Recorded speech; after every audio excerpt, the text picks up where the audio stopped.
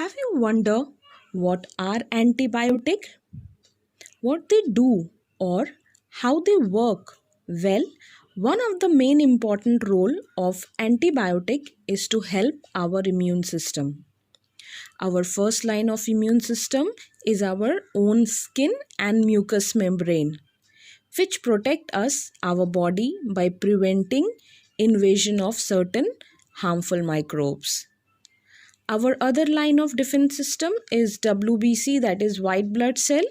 They are very specific in nature and help us in targeting and killing the specific microbes by producing antibodies. Antibiotic, antibodies sounds similar, right? But don't get confused. Antibodies are produced inside our body, and antibiotics we take it from outside. If that makes you some kind of clarity. All right, now we will talk about more of antibiotic now. Dr. Alexander Fleming in 1928, while working with bacteria, made an interesting observation.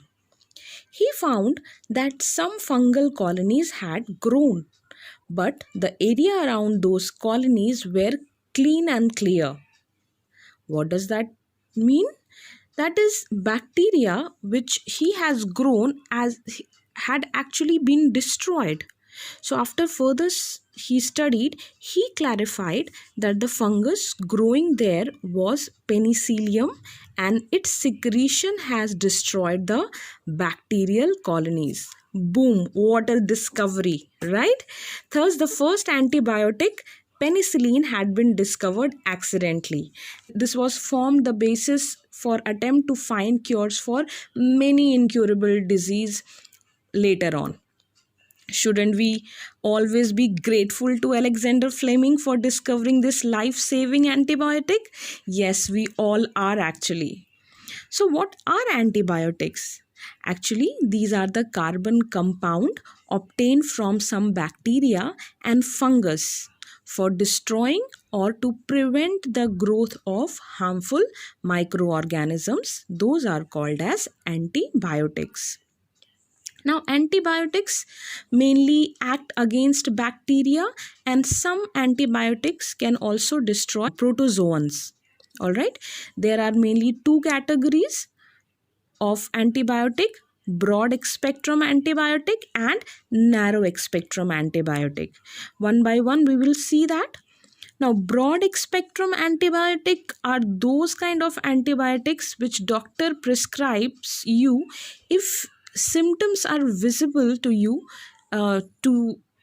or doctor, but the main cause or the main culprit is not known, but the pathogen cannot be identified. Okay, so in that case, broad spectrum antibiotic is prescribed. Okay, these antibiotics are useful against a wide variety of bacteria. So example are ampicillin, amoxicillin, tetracycline. All these are the broad spectrum antibiotic. Now coming to the narrow spectrum antibiotic, whenever a pathogen microorganism are identified, they are known, then this type of antibiotics are used, that is penicillin, gentamicin and erythromycins. Okay, so these all are the narrow spectrum antibiotic. So if you, maybe your family member or you have got suffered from some fever or some any diseases, and doctor has prescribed you any medicine or antibiotic, you can check that the broad spectrum antibiotic was prescribed or the narrow one was prescribed. So do check them and comment down below. All right, now we have a very well established research institute in Pune.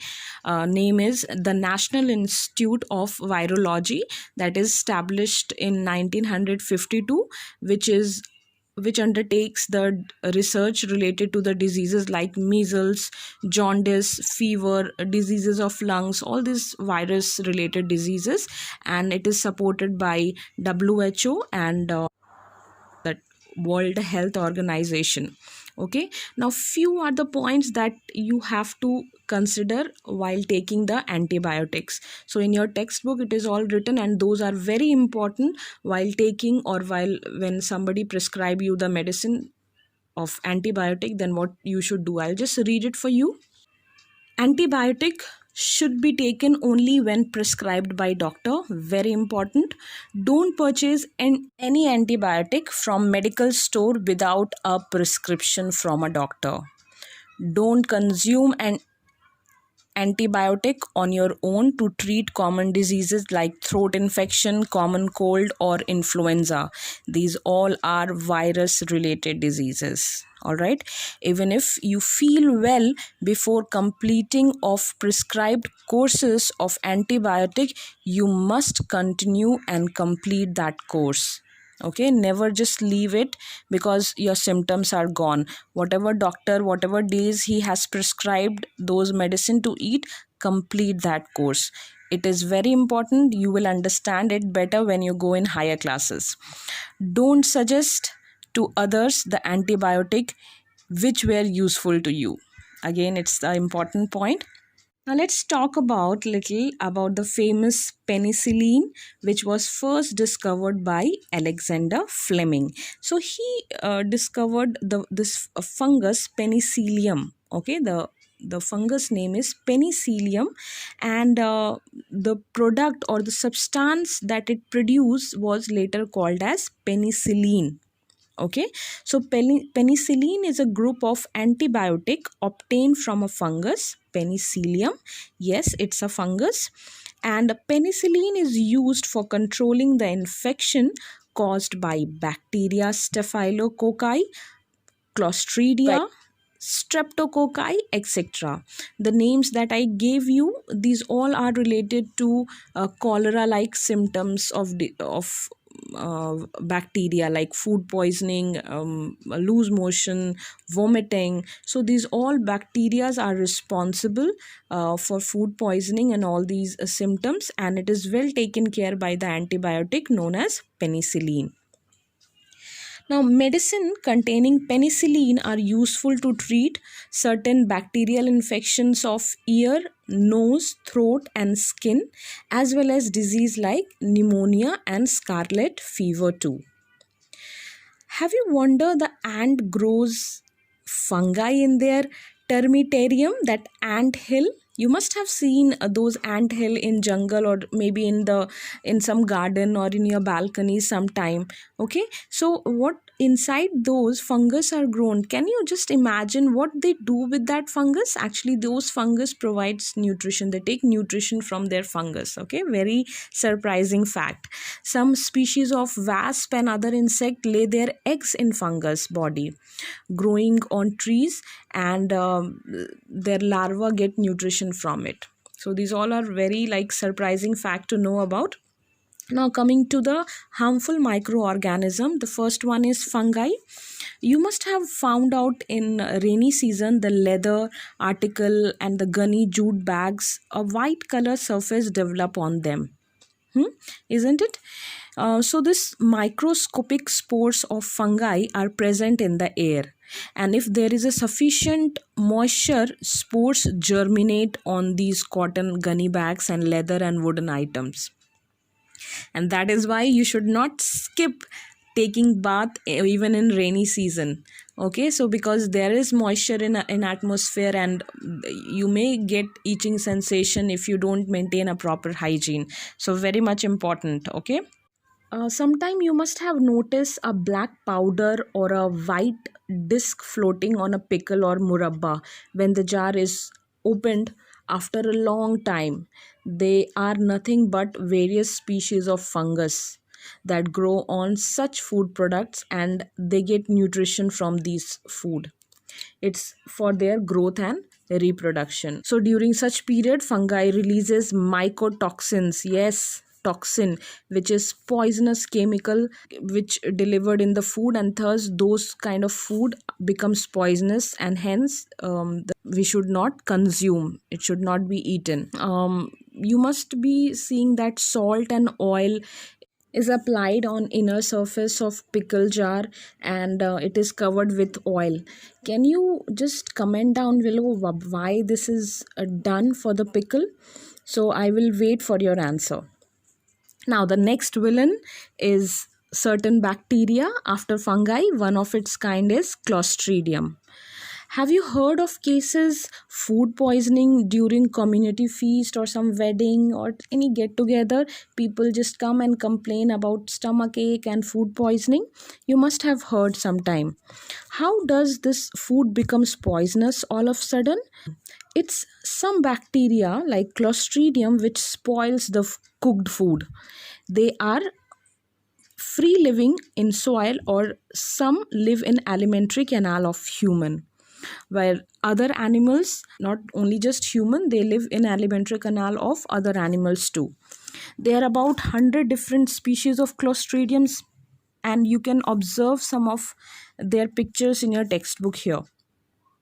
These bacteria are rod shaped, produce bottle shaped endosperm in adverse condition.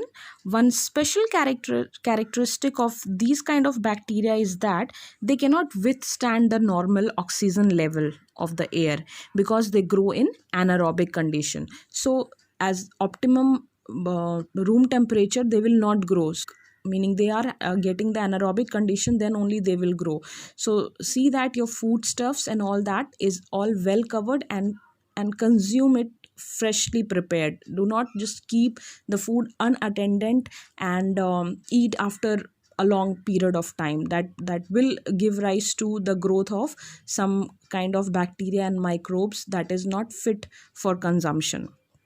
Yes, and the last category for harmful microbe is that we all have study is viruses. You all know viruses are smaller than bacteria and can grow and reproduce only inside the living cell. Yes, they are not living outside the living cell. They reproduce, they multiply, and they grow inside the living cell. Many diseases such as AIDS, hepatitis, influenza, measles, chickenpox, bird flu, swine flu, dengue, and also this famously infamous deadly corona. All these are caused by viruses. They are mainly caused through coming in contact with infected person like measles, chickenpox, and also through mosquito bite like dengue, or it could be also through contaminated food and water like hepatitis. So here are the preventive measures that you can have a look and you can note down. This all is there. Now some protozoa like malaria parasites are also one of the harmful microbes carried by mosquito. Not all the mosquito, but the female mosquito. And the actual mosquito is not responsible in giving the malaria. It is in their sting. If they sucks the human blood, they release those protozoa which is present in their sting. Okay, so they release, and then those protozoa comes in bloodstream, and hence that person can be suffered by malaria. So on that note, stay clean, have clean filter water, maintain hygiene, should be careful of cleanliness of your surrounding and preventing the stagnation of water for mosquito control. Avoid contact with infected person, but be sensitive towards them. Okay, hope you like this. Until then, be curious.